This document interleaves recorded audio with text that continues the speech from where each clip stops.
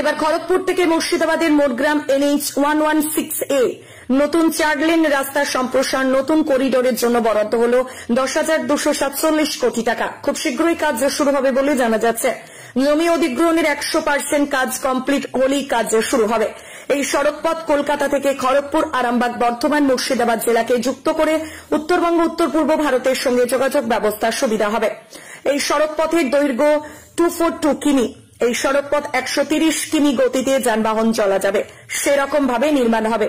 Lane সড়কপথের জন্য বরাদ্দ 10,247 কোটি টাকা। বোম্বাই রোড খড়গপুর থেকে মুর্শিদাবাদের Motgram greenfield expressway NH 116A 4 lane রাস্তা সম্প্রসারণের কাজ হবে শুরু।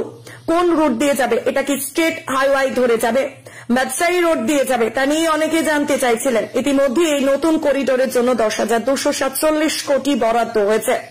243 কিলোমিটার